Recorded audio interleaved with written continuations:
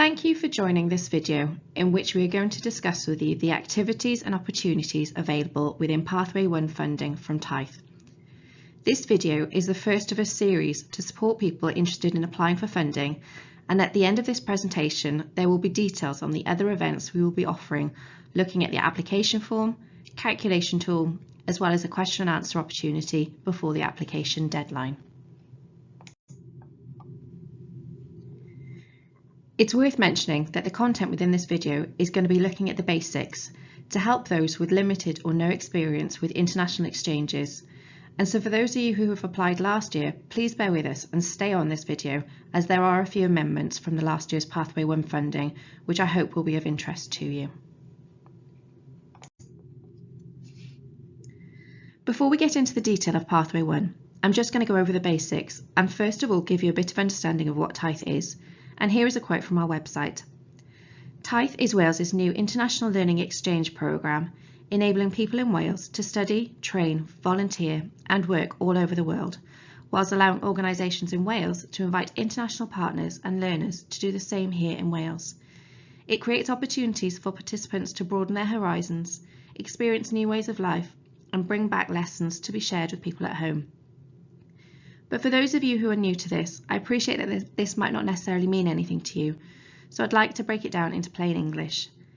Tithe is a Welsh Government funded programme which will provide you with funding so you can take pupils, young people or learners of any kinds from any of the sectors shown on the screen overseas to exchange learning with others from your sector.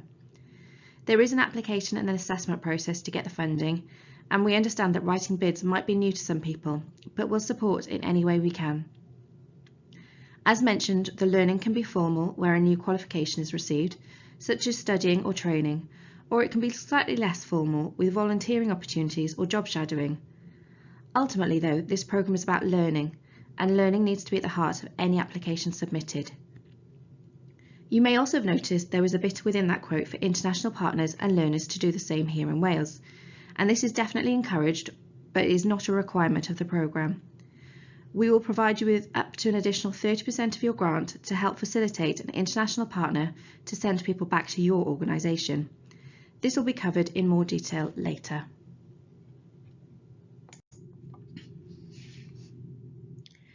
So I'm hoping this sounds like something you'd be interested in. And now we can start to look at Pathway 1 in more detail. But what is Pathway 1? The formal language will tell you that this is a mobility pathway which funds outward and inward exchanges of learners and staff. Opportunities can range in length from 3 days to 12 months and can be physical and virtual exchanges.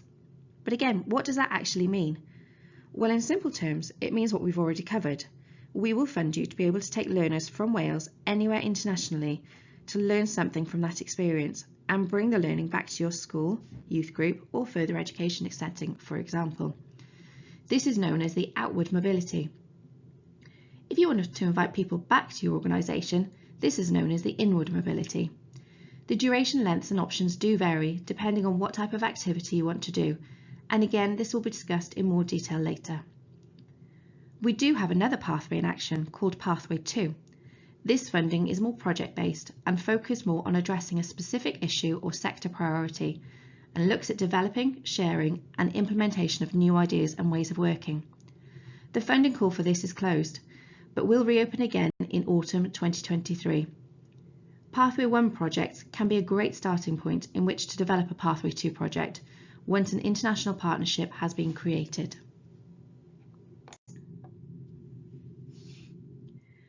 At this point you might be thinking, why should I bother applying? It's likely to take up some of your valuable time, not only to apply, but also to manage the trip. So what's the value of it? Well, I'm hoping this slide can help show just a few of the benefits for the individuals and organisations. For individuals, there is the personal and professional development, the increased skills and employability, being able to broaden their cultural horizons, boost confidence, and develop their language skills. For the organisations, there is the training and career development for their staff, share and discovery of good practice, improving provision, better opportunities for engaging learners, and building international links. This next slide shows the budget allocation we have for this round of Pathway 1 funding, And as you can see, for those able to do quick maths, the total budget is just over 8 million for all the sectors.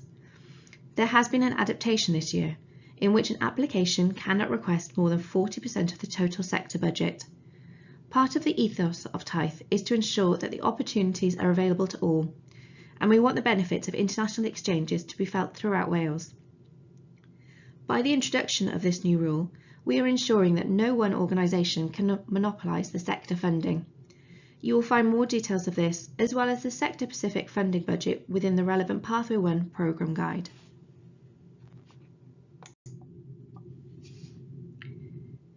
You might now be thinking, what do I do next? And my answer to you would be, please engage with the resources we have on the website. In particular, at this stage, please take time to read the core programme guide and the sector-specific Pathway 1 programme guides. Both guides have a glossary of terms used to help you understand any words that you're not 100% sure about. The core programme guide then provides you with an understanding of the process of applying for funding, from checking eligibility, understanding how inward mobility works, to what happens after application. We want to make sure you are fully aware of the steps involved, and so this is a great resource for this. As mentioned, there is also sector-specific programme guides, and these also provide details on eligibility and the assessment process, but then provides sector-specific Pathway 1 details, such as the eligible activities, duration lengths, and the grant rates. Therefore, both should be seen as vital tools, and we can't recommend strongly enough the benefits of reading these materials. They have been rewritten since last year, and we hope they are easier to digest and understand. However, if you still think improvements can be made, please let us know. We're always willing to hear feedback.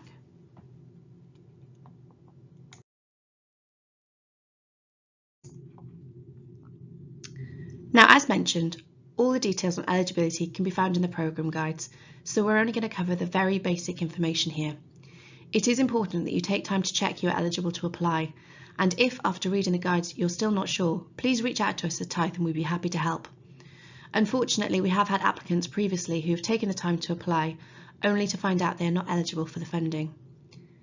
So the first eligibility point is, all organisations and members of consortia must be regulated or registered in and operating from Wales. Just to be clear, as we are aware that consortiums and consortia are terms used in different ways within different sectors, for TIThe, a consortia or consortium is defined as two or more organisations working collaboratively to develop and deliver a project or an activity within a project. It is important that it is Welsh learners who benefit from TIThe funding, as it is Welsh Government funding. So please be aware, if you are applying from a national organisation, the funding can only be used to support Welsh learners. That doesn't mean that you can't get funding for a project which involves people from Scotland, for example, as well as Welsh learners, but you can only apply for funding for the Welsh learners, and funding for the Scottish participants needs to be found elsewhere. Some organisations not regulated or registered in Wales, but operating on a UK-wide basis within the adult education and youth sectors only, might be eligible to apply, but please check the eligibility criteria and check with us if you're not sure. In addition, please be aware that individuals cannot apply directly for funding, nor can international organisations. The funding is available to Welsh organisations, and the organisation can then disseminate the funding, if successful, to the individual participants or partner international organisations where necessary. There are different types of mobilities, or activities as they're called, that you could request for funding. Firstly, we will look at the options for pupils, young people, or learners.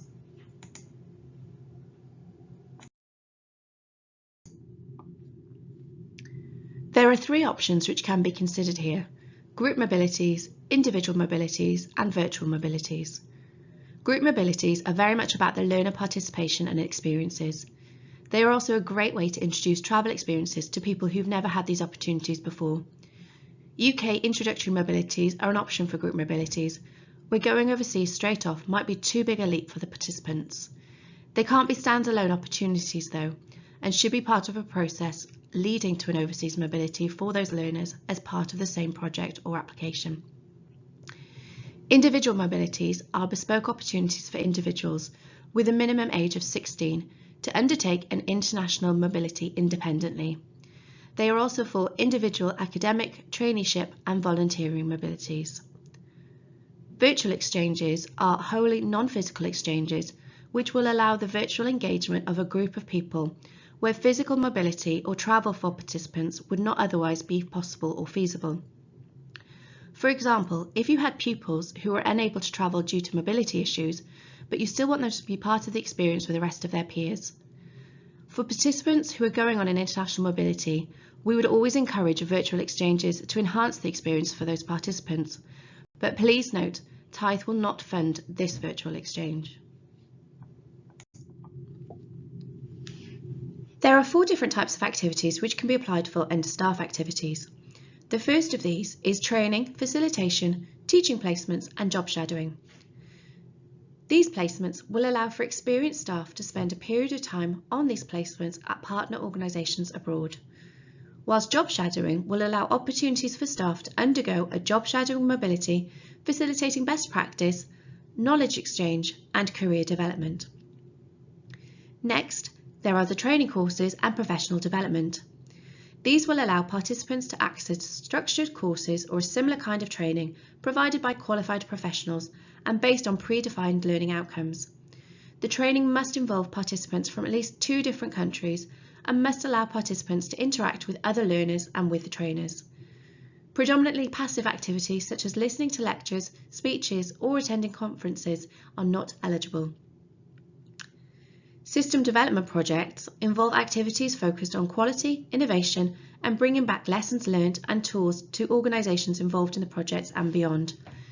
Activities could include working with participants from partner organisations abroad to develop new approaches to education or collaborate with partners to bring together examples of best practice from different countries.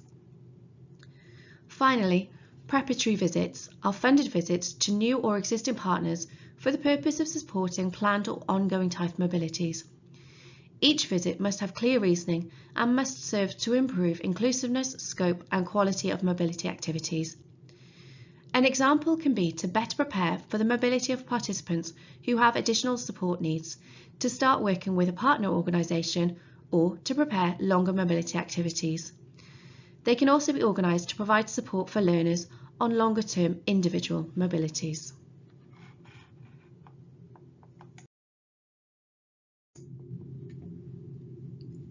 I'd like to take the opportunity now to provide you with some examples of Pathway 1 projects that Tithe funded in 2022.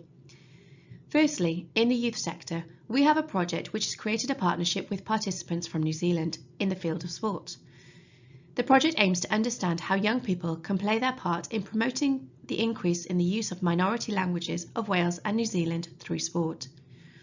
It will see young people in Wales and New Zealand sharing and talking about their experiences, making connections and creating a record of good practice of how young people can inspire their peers to increase their use of the Welsh language. In the school sector, we have a project which has created a partnership with Lesotho. The overall aim of the project is to support innovation in global learning through the Sustainable Development Goals and peer education, leading to positive impact on school communities in both countries. The project includes staff and student exchanges as well as teacher placements. The Adult Education Project is an exchange with Patagonia, which will centre around 2-month-long exchanges between early years education providers in Wales and Patagonia. The project will strengthen the relationship that already exists between these 2 countries. Visits will be to Welsh and Spanish medium providers to highlight policies and regimes in terms of teaching, childcare and language policy. The exchanges will provide opportunities to share good practice, specialisms, challenges and diverse experiences.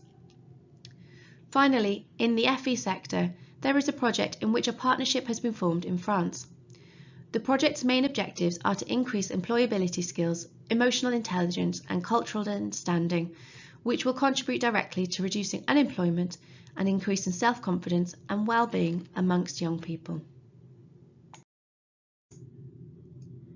Now it's time to look at the funding that you could look to receive from Tithe. So what does Tithe fund? Firstly, there's organisational support, and this is a contribution to any cost incurred by the organisation in relation to activities in support of the physical or virtual mobility of learners and staff, both outward and inward. Rates start at £500 per participant for the first 10 participants and reduces as the numbers increase. This is a change from last year's Pathway 1 and will hopefully support smaller organisations further with these costs. Subsistence is the daily rate and will depend on the country's category 1, 2 or 3. For more information on the exact rates, please see the Tithe Programme Guide. You will hear the term grant rate, and this simply means the funding amount you will get, and it sometimes does change depending on different factors. The travel grant rate is based on distance, and more details on the rates can be found in your sector-specific Pathway 1 Programme Guide. Higher grant rates will be available for participants who utilise environmentally sustainable green travel options. A green travel top-up will be available for you through the completion of a request form detailing the green travel options chosen. Travel to UK departure destinations is new for 2023, and this is a contribution to the cost to travel to a UK transport hub, such as an airport, bus station, as part of your international mobility. Funding is available for group mobilities and for individual mobilities for participants from disadvantaged backgrounds. Additional support is also available for participants with disabilities or additional learning needs, as well as travel-related costs for those from disadvantaged backgrounds. You can also apply for COVID-related exceptional costs, course and training fees for staff only, and virtual exchange development costs. The virtual exchange development cost is a contribution towards the cost of developing and delivering high-quality virtual exchanges, and includes a contribution to course fees where virtual exchanges are facilitated by third-party providers. We can provide 100% of the actual costs, and up to £1,200 is available per project.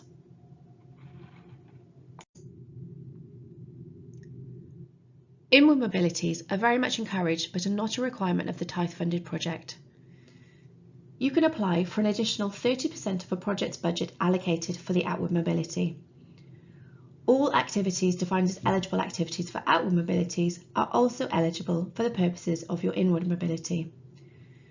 We can provide grant funding for travel and subsistence for your partner's mobility to Wales. And the grant rate would be the Group 1 subsistence rates and travel grant at the same level as the rates defined for the equivalent outward mobility. It is worth pointing out that it is the applying Welsh organisation who will receive the funding for the inward mobilities, and they will need to appropriately distribute the funds to the international partner organisation. As ever, more details on this can be found in the programme guides. Sector organising bodies are applicable to the schools, youth and adult education sectors only. They are organisations funded by Tithe to raise awareness of the funding opportunities available within their sector and to provide advice and support to organisations looking to apply for funding. The sector organising bodies can also provide support and advice for both successful and unsuccessful organisations following the assessment process, as well as providing support with partner matching. The sector organising body for youth is a consortium of 3 organisations who together combine a huge amount of experience and knowledge of youth work and international volunteer and exchange projects, both in Wales and abroad. The consortium partners are the Council for Wales of Voluntary Youth Services, the Welsh Centre for International Affairs, Boys and Girls Club Wales. For schools, the sector organising body is International Links Global Limited. A non-profit organisation, ILG has extensive experience working with schools in Wales to internationalise their curricula. Through the new programme, ILG has a team dedicated to supporting schools across Wales to take advantage of Tithe opportunities. The sector organising body for adult education is a consortium of 2 organisations embedded in the adult education sector, both with rich histories of supporting individuals and organisations in Wales, as well as planning and managing international mobilities. The consortium partners are the Learning and Work Institute and Adult Learning Wales.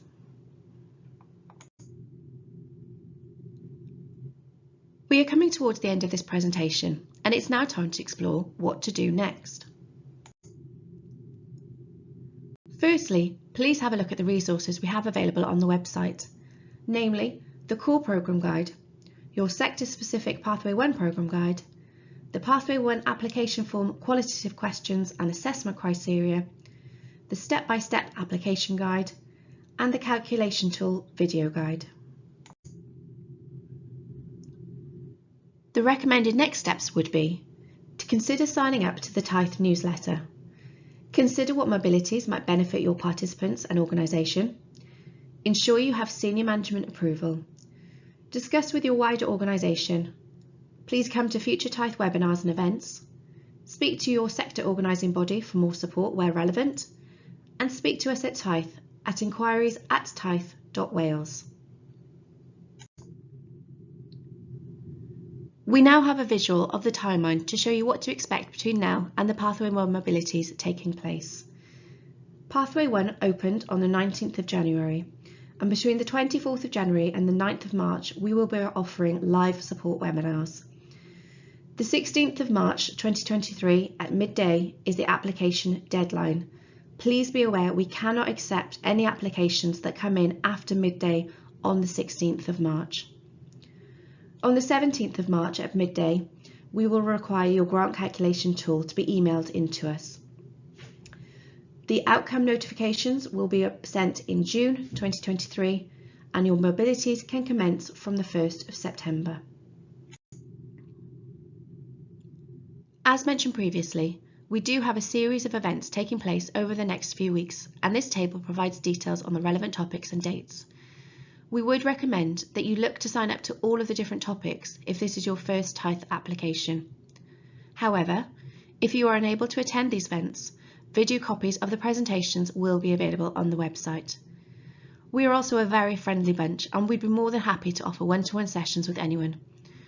We can't offer advice on the content of your application, but we can help to explain any of the details you're not sure about, and we can also help with the use of the grant calculation tool. Finally, on this last slide, you will find our contact details should you wish to contact any of us within the TITHE team. I'd like to thank you for your time listening to this presentation, and please do not hesitate to make contact with us if we can help with anything further. Many thanks.